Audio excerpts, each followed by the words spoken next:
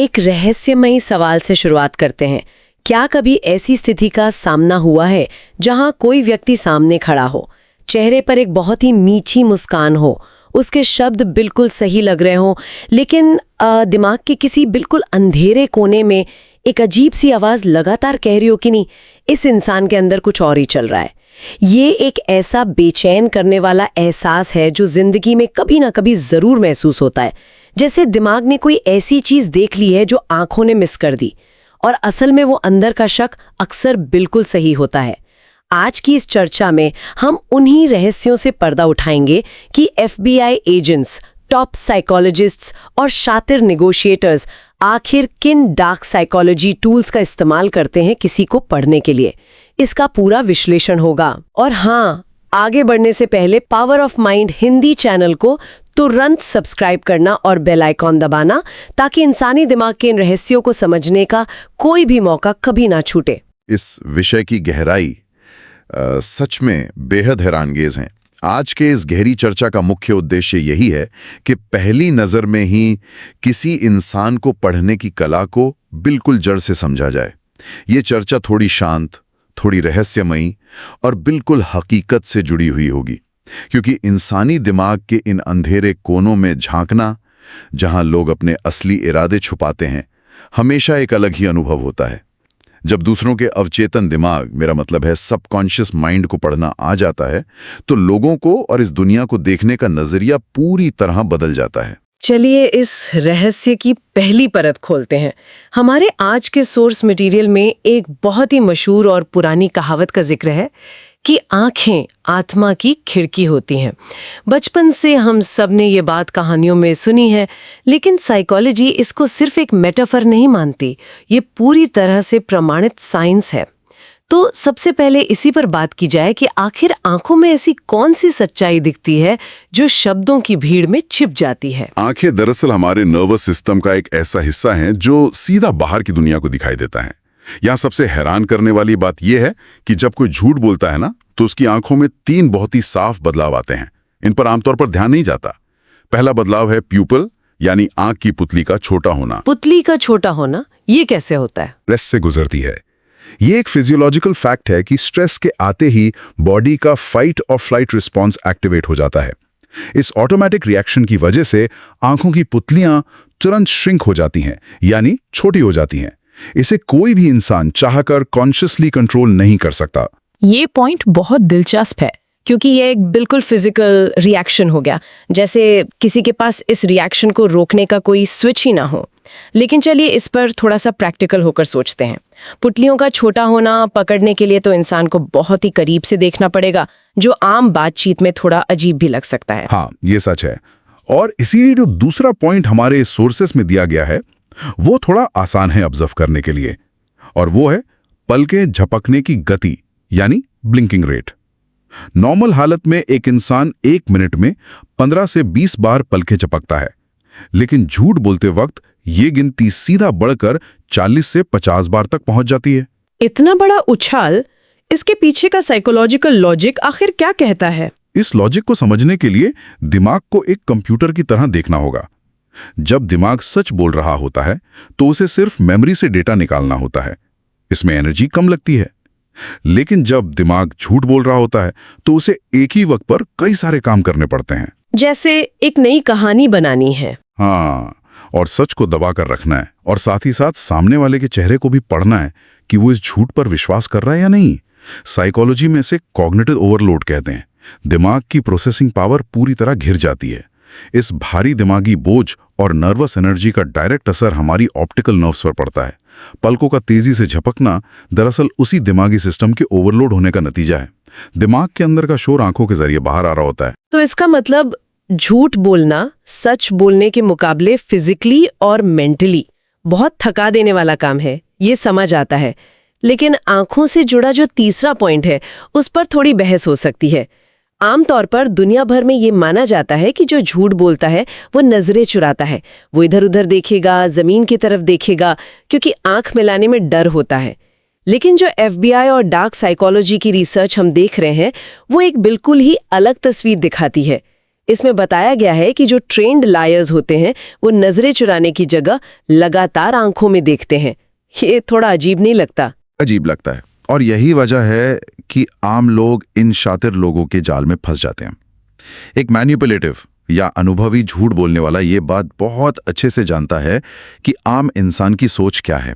उसे पता है कि दुनिया को सिखाया गया है कि सच बोलने वाला आंख मिलाता है, इसलिए वो जानबूझकर अपना कॉन्फिडेंस दिखाने के लिए और सामने वाले को धोखा देने के लिए बिना पलके झपकाए या बिना नजर हटाए सीधा देखता है।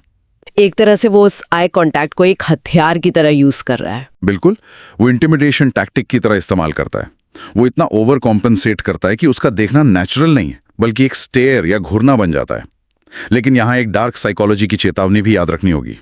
क्या सिर्फ एक निशानी देखकर तुरंत किसी को झूठा मान लेना चाहिए? बिल्कुल नहीं। साइकोलॉजी में किसी एक अकेले लक्षण पर फैसला नहीं होता। पैटर्न को समझना जरूरी है।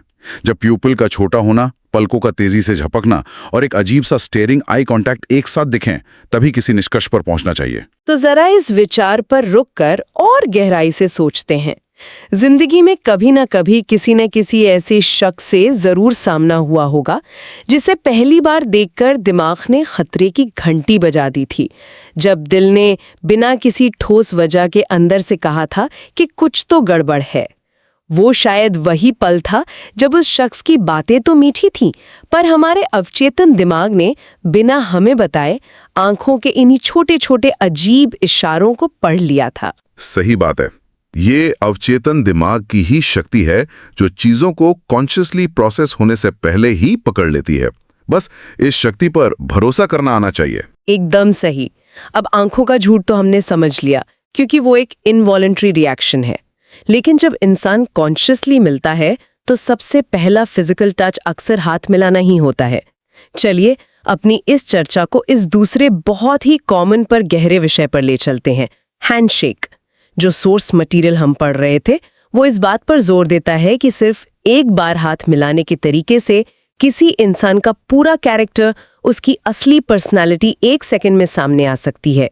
एक मामूली से हैंडशेक में इतनी साइकोलॉजी कैसे हो सकती है? देखा जाए तो हाथ मिलाना दरअसल सिर्फ एक फॉर्मेलिटी या अभिवादन नहीं है। एवोल्यूशन के हिसाब से ये शब्दों के बिना अपनी पावर, अपना स्टेटस और अपनी नीयत को एस्टैब्लिश करने का एक बहुत ही पुराना और सटीक माध्यम है। जो नोट्स हमने देखे उसमें 4 तरीके के हैंडशेक्स का बहुत ही बारीकी से विश्लेषण किया गया है। पहला तरीका है ऊपर से हाथ रखना, यानी पाम डाउन हैंडशेक। नीचे की तरफ हो और सामने वाले का हाथ नीचे दब जाए तो ये एक डोमिनेंट पर्सनालिटी की साफ पहचान है। ऐसा व्यक्ति हर जगह कंट्रोल चाहता है, चाहे वो आपसी रिश्ते हों या फिर ऑफिस का एनवायरनमेंट। वो बिना बोले ये ऐलान कर रहा है कि इस मुलाकात में बॉस मैं हूं। इसे अगर कॉर्पोरेट वर्ल्ड के किसी बोर्डरूम सिनेरियो में देखा जाए तो ये चीज अक्सर वहां देखने को मिलती है जब कोई नया बॉस अपनी अथॉरिटी जमाना चाहता है। और दूसरा हैंडशेक इसके ठीक उलट होता है, नीचे से हाथ रखना, यानी पाम अप। इसमें हथेली ऊपर की तरफ होती है और दूसरे व्यक्ति का हाथ डोमिनेंट पोजीशन में होता है। इसे सबमिसिव या रिस्पेक्टफुल होने की निशानी माना गया है। इसके 2 मतलब हो सकते हैं और ये सिचुएशन पर निर्भर करता है। या तो वो व्यक्ति सामने वाले की पावर या स्टेटस से डरा हुआ है, इंटिमिडेटेड है और अपनी कमजोरी दिखा रहा है, या फिर दूसरी स्थिति में उसमें एक सच्ची विनम्रता है और वो दूसरे इंसान को आगे रखने में कंफर्टेबल है। पर दोनों ही हालत में ये एक नॉन थ्रेटनिंग जेस्चर होता है। लेकिन जो तीसरा हैंडशेक है वो साइकोलॉजी के मुताबिक सबसे ज्यादा मिसरीड, यानी सबसे गलत समझा जाने वाला इशारा है। बोन क्रशर हैंडशेक, बहुत ज्यादा प्रेशर वाला हैंडशेक, यानी ऐसी सख्त पकड़ जिसमें लगता है जैसे हाथ की हड्डियां ही तोड़ दी जाएंगी। लेकिन एक मिनट रुकते हैं। बचपन से लेकर आज तक हर बिजनेस स्कूल और सेल्फ हेल्प किताब में तो यही सिखाया जाता है कि एक अच्छा मजबूत हैंडशेक कॉन्फिडेंस की निशानी है। तो फिर डार्क साइकोलॉजी इसको इनसिक्योरिटी का साइन कैसे बता रही है? ये तो पूरी तरह से उल्टी बात हो गई। यहीं पर आम सोच और डार्क साइकोलॉजी में फर्क आता है। एक नेचुरली कॉन्फिडेंट इंसान हाथ को पूरे हाथ से पकड़ेगा और एक बैलेंस प्रेशर देगा। लेकिन जो लोग उस प्रेशर को एक अग्रेसिव लेवल तक ले जाते हैं, दर्द देने की हद तक, वो दरअसल किसी गहरी इनसिक्योरिटी को छुपाने का एक साइकोलॉजिकल कवर अप कर रहे होते हैं। जो लोग अंदर से कमजोर, ये असुरक्षित महसूस करते हैं, वो फिजिकली बहुत स्ट्रांग और खतरनाक दिखने के इस दिखावे के पीछे छुपने की पूरी कोशिश करते हैं। वो चाहते हैं कि उनकी फिजिकली अग्रेसिव पकड़ उनकी दिमागी कमजोरी को ढांप ले। ये सच में दिमाग के सबसे डार्क सीक्रेट्स में से एक है कि जो जितना ताकतवर दिखने का दिखावा कर रहा है, अंदर से शायद उतना ही खोखला या डरा हुआ है। और इन सब के बीच एक चौथा हैंडशेक भी होता है, ढीला, या जिसे लिम्प डेड फिश हाथ कहते हैं। बिल्कुल बेजान तरीके से हाथ आगे कर देना, ऐसा लगता है जैसे हाथ में कोई हड्डी ही नहीं है। इसका क्या इशारा होता है? ये लिम्प हैंडशेक सीधे तौर पर डिसइंटरेस्ट और पूरी तरह डिस्कनेक्शन की निशानी है। जो व्यक्ति इस तरह से हाथ मिलाता है, वो फिजिकली भले ही वहां खड़ा हो, पर मेंटली और इमोशनली वो उस कॉन्वर्सेशन या उस इंसान में इंटरेस्टेड ही नहीं है। वो बस एक सामाजिक फर्ज निभा रहा है। पर यहां फिर से वही नियम याद रखना होगा, किसी एक अजीब हैंडशेक को देखकर तुरंत किसी पर लेबल मत लगा दीजिए। 3-4 साइंस का पैटर्न ढूंढना सबसे बड़ा प्रमाण होता है। थोड़ा ठहर कर इस पर गौर किया जाए। अगली बार जब भी किसी अनजान या पहचान वाले इंसान से मुलाकात हो, तो जब वो अपना हाथ आगे बढ़ाए, उसकी पकड़ आखिर क्या बयान कर रही है, इस पर ध्यान देना जरूरी है। उस 1 सेकंड के स्पर्श में उस व्यक्ति का कौन सा छिपा हुआ रूप सामने आ रहा है? क्या वो डोमिनेंस दिखा रहा है, इनसिक्योरिटी छुपा रहा है, या बस फॉर्मल दिखावा कर रहा है?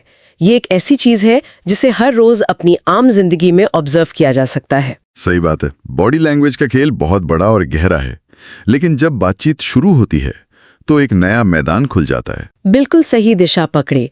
आंखों के इशारे और हाथ मिलाने के फिजिकल टच के बाद चलिए अब इस चर्चा को थोड़ा और आगे ले चलते हैं, एक और खतरनाक टूल की तरफ, बोलने का अंदाज यानी वर्बल क्यूज।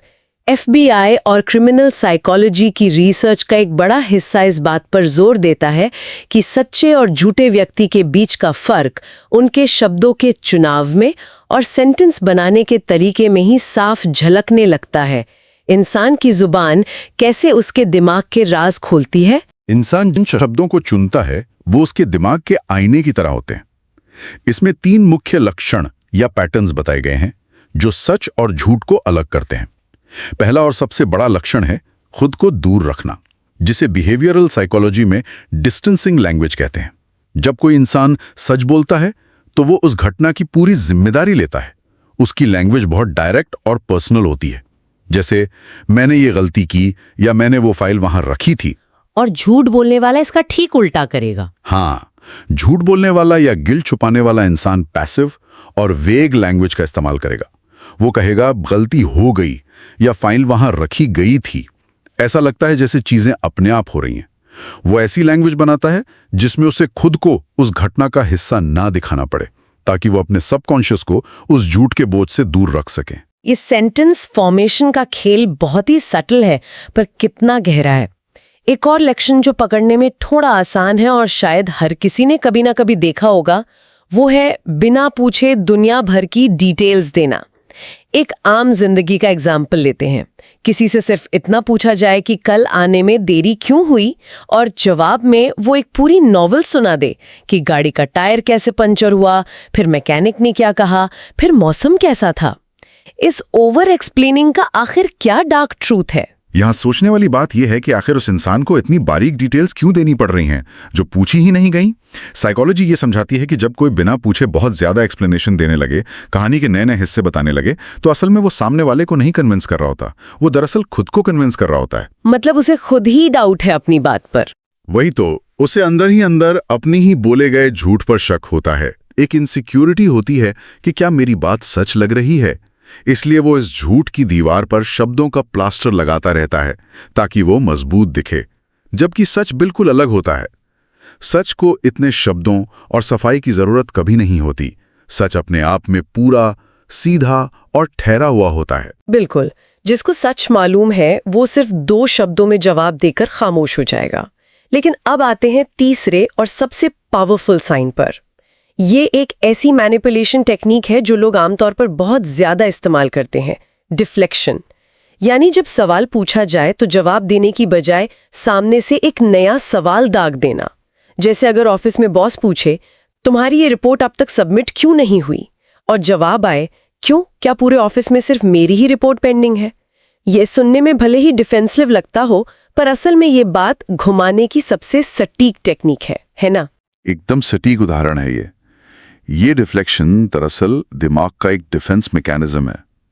झूठ गढ़ने के लिए या अपने किए पे पर्दा डालने के लिए दिमाग को वक्त चाहिए होता है। सवाल के बदले सवाल दागने से वो वक्त खरीद लिया जाता है। और सबसे बड़ा साइकोलॉजिकल फायदा इसमें यह होता है कि इससे सामने वाला व्यक्ति अचानक डिफेंसिव मोड में आ जाता है और दिमागी फोकस शिफ्ट हो जाता है। अब चर्चा रिपोर्ट सबमिट ना होने पर नहीं, बल्कि ऑफिस के बाकी लोगों के बिहेवियर पर चली जाएगी। इस छोटी सी पर खतरनाक चालाकी से पूरा टॉपिक ही ट्रैक से उतर जाता है। सिर्फ शब्दों को नहीं, उनकी बनावट और उसके पीछे के इरादों को सुनना कितना जरूरी है, इस विचार पर रुककर सोचने की जरूरत है।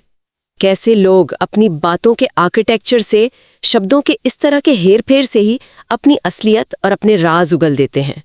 इंसान के अल्फाज ही उसके खिलाफ सबसे बड़े गवाह बन जाते हैं। बस शर्त यही है कि सुनने वाले के पास उन शब्दों की असली गहराई और उनका हिडन पैटर्न पकड़ने की आदत होनी चाहिए। तो आंखें, हाथ और शब्द, इन सब को प्रोसेस करने में थोड़ा वक्त जरूर लगता है, लेकिन हमारे सोर्स मटेरियल का जो आखिरी और सबसे बड़ा हिस्सा है, वो दिमाग की एक ऐसी ताकत के बारे में है जो किसी सुपर कंप्यूटर से कम नहीं। हम बात कर रहे हैं 3 सेकंड रूल की। बिहेवियर साइंटिस्ट और उनकी वर्षों की रिसर्च बताती है कि इंसानी दिमाग किसी नए व्यक्ति को देखने के सिर्फ और सिर्फ शुरुआती 3 सेकंड में ही उसे जज कर लेता है। और उससे भी बड़ी बात यह है कि ये जजमेंट 90% तक एक्यूरेट होती है। ऐसा कैसे हो सकता है कि जो इंसान सालों में समझ नहीं आता, दिमाग उसे 3 सेकंड में पढ़ लेता है? अगर इस रूल को हम इंसानी एवोल्यूशन यानी मानव के विकास के दायरे में रखकर देखें तो ये बिल्कुल समझ आता है। हजारों साल पहले जब इंसान जंगलों में रहता था तो किसी अनजान व्यक्ति या जानवर को देखकर फैसला करने के लिए घंटों नहीं होते थे। वो दोस्त है या दुश्मन, इसका नतीजा सेकंड्स में निकालना होता था, वरना जान जा सकती थी। दिमाग ने हमारी सुरक्षा के लिए इसी फास्ट प्रोसेसिंग और थ्रेट डिटेक्शन सिस्टम को आज तक जिंदा रखा है। ये एक तरह से हमारा प्राइमल इंस्टिंक्ट है जो आज भी काम कर रहा है। तो इस 3 सेकंड रूल को आज के जमाने में प्रैक्टिकल तरीके से यूज करने के ठोस स्टेप्स क्या हैं? इसके 3 स्टेप्स हैं। स्टेप 1 है सिर्फ ऑब्जर्व करना, रिएक्ट नहीं करना। इसका मतलब यह है कि जब भी कोई सामने आए तो पहले 3 सेकंड अपने दिमाग को एक स्कैनर मोड में डाल देना है। उस व्यक्ति का पोस्चर कैसा है, चेहरे का एक्सप्रेशन कैसा है और सबसे जरूरी उसकी फिजिकल एनर्जी और ऑरा कैसा है। बिना किसी पुरानी सोच के बस रॉ डेटा कलेक्ट करना है। मतलब पहले 3 सेकंड में ना तो हाथ आगे बढ़ाना है, ना ही पहली लाइन बोलने की जल्दी करनी है, बस एक स्कैनर की तरह उसे फ्रेम में देखना है। और फिर आता है स्टेप 2, अपनी गट फीलिंग यानी अपनी अंदर आत्मा की आवाज को सुनना। अगर किसी को देखकर अंदर से कुछ अजीब, हैवी या अनकंफर्टेबल फील हो तो उस वक्त दिमाग लगाकर उस फीलिंग का लॉजिकल रीजन ढूंढने की जगह बस उस फीलिंग को चुपचाप एक्नॉलेज कर लेना है। अक्सर लोग अपनी गट फीलिंग को ये कहकर दबा देते हैं कि मैं ज्यादा सोच रहा हूं, लेकिन क्या गट फीलिंग सच में इतनी एक्यूरेट होती है? गट फीलिंग कोई जादू नहीं है, ये प्योर साइंस है। हमारी गट फीलिंग दरअसल हमारे सबकॉन्शियस माइंड का आउटपुट है। सबकॉन्शियस माइंड एक ही सेकंड में हजारों माइक्रो एक्सप्रेशंस, बॉडी लैंग्वेज और एनर्जी शिफ्ट्स को पकड़ लेता है जो हमारी कॉन्शियस आंखें मिस कर देती हैं। वो इन सभी डेटा पॉइंट्स को कैलकुलेट करके एक फीलिंग जनरेट करता है जिसे हम गट फीलिंग कहते हैं। इसलिए इस पर भरोसा करना बहुत जरूरी है। और इसके बाद आता है सबसे इम्पोर्टेंट और आखिरी स्टेप 3, पैटर्न को कंफर्म करना। हाँ, ये रूल हमेशा याद रखना चाहिए कि एक बार का अजीब बिहेवियर सिर्फ एक एक्सीडेंट, एक बुरा दिन या इत्तेफाक हो सकता है, पर अगर वही अजीब बिहेवियर, वही टॉक्सिक एनर्जी 2 या 3 बार सामने आ रही है तो वो एक्सीडेंट नहीं, उस व्यक्ति का असली कैरेक्टर होता है। और इस डार्क साइकोलॉजी के पूरे सफर में सबसे गहरी बात जो किसी को भी नहीं भूलनी चाहिए वो ये है कि लोग हमेशा दुनिया को वही दिखाना चाहते हैं जो लोग देखना पसंद करते हैं। हर कोई एक खूबसूरत मुखौटा पहनकर घूम रहा है, लेकिन डार्क साइकोलॉजी और ये 3 सेकंड रूल वो आईना है जो उस मास्क को हटाकर उस असलियत को सामने ला खड़ा करता है जो सच में वहां मौजूद है। इस पर जरूर गौर किया जाना चाहिए कि हमारी पहली नजर का फैसला, हमारा इंट्यूशन आखिर कितना ताकतवर होता है। कितनी बार उसने पहले ही आगाह कर दिया था बिना कोई कारण बताए और बाद में वो बात बिल्कुल सच निकली। इंसानी इंट्यूशन कभी झूठ नहीं बोलता, बस फर्क इस बात का पड़ता है कि हम उसे समझकर अपना कदम उठाते हैं या इग्नोर करके बाद में पछताते हैं। तो आज के इस डार्क साइकोलॉजी के रहस्यमयी सफर को हम यहीं पर समेटते हैं। एक छोटा सा रिकैप कर लेना बेहतर होगा कि आखिर आज हमने दिमाग की किन परतों को खोला। हमने देखा कि आंखों की पुतलियां और ब्लिंक रेट कैसे अंदर के स्ट्रेस और लाइ प्रोसेसिंग को एक्सपोज करते हैं और कैसे मैनिपुलेटर्स लगातार आंखों में देखकर धोखा देते हैं। इसके बाद फिजिकल सिग्नल्स आए, जहां हाथ मिलाने के तरीके ने बताया कि कौन डोमिनेंट है और कौन अग्रेसिव हैंडशेक के पीछे अपनी इनसिक्योरिटी छुपा रहा है। और शब्दों का खेल सबसे दिलचस्प रहा, जहां सेंटेंस स्ट्रक्चर और डिफ्लेक्शन से पता चला कि झूठ बोलने वाला कैसे भारी सफाई देता है और खुद को बातों से दूर कर लेता है। और सबसे आखिर में वो सटीक 3 सेकंड रूल, जो एवोल्यूशन की देन है, जहां गट फीलिंग और पैटर्न के आधार पर सच्चाई की सही पहचान होती है। इन सभी बातों को सीखने के बाद आज का एक बहुत ही दिलचस्प टास्क जरूर पूरा करना चाहिए। आज जब भी किसी बाहरी व्यक्ति से मुलाकात हो, चाहे वो ऑफिस में हो या दोस्तों के बीच, किसी एक व्यक्ति को इन डार्क साइकोलॉजी और FBI साइंस के आधार पर ऑब्जर्व करने का प्रयास जरूर किया जाए। और इस छोटी सी ऑब्जर्वेशन का जो भी नतीजा निकले उसे नीचे कमेंट्स में आकर बताइए। ये जानना बेहद रोचक होगा कि क्या सच में इन टूल्स ने किसी नए राज से पर्दा उठाया। एक और अहम बात उन लोगों के लिए जिनका दिमाग कभी शांत नहीं होता। अगर रात को बिस्तर पर जाने के बाद भी नींद नहीं आती, दिमाग लगातार पुरानी बातों को और ऐसी ही साइकोलॉजिकल मिस्ट्रीज को ओवरथिंक करता रहता है, तो इन बातों को और भी गहराई से समझने और दिमाग को काबू में रखने के लिए द 2M माइंडसेट ई-बुक पढ़ने की सलाह दी जाती है। ये बात इस रिसर्च मटेरियल में खासकर हाईलाइट की गई है और उस किताब की डिटेल लिंक बायो में मौजूद है, जो ऐसी ओवरथिंकिंग को चैनलाइज करने में मदद करेगी। अगर आज की इस गहरी और थोड़ी डार्क चर्चा से कुछ नया सीखने को मिला हो, इंसान को पढ़ने का कोई नया नज़रिया मिला हो, तो बिना भूले इस ऑडियो और वीडियो चर्चा को अपने उस दोस्त के साथ शेयर ज़रूर किया जाए जो ऐसी बातों का शौक रखता है और इंसानी साइकोलॉजी के पर्दे के पीछे देखना चाहता है। ऐसी जानकारियां आपस में बांटने से दिमाग और तेज होता है। इन सारी चर्चाओं और रूल्स को ध्यान में रखने के बाद एक बहुत ही गहरा और आखिरी विचार उभर कर सामने आता है, जिस पर अकेले में ठंडे दिमाग से सोचा जाना चाहिए। बिल्कुल, वो छोड़ने वाला विचार यही है, अगर हम लोगों की इन छोटी छोटी हरकतों, इन अवचेतन इशारों और शब्दों की बनावट को पूरी तरह से और बिल्कुल ठीक समझ लें, तो क्या उसके बाद इस दुनिया में कभी कोई हमें धोखा दे पाएगा? मिलते हैं अगली बार एक और नए और रहस्यमय विषय के साथ। तब तक आसपास ध्यान रखिए और अपना दिमाग शांत रखिए।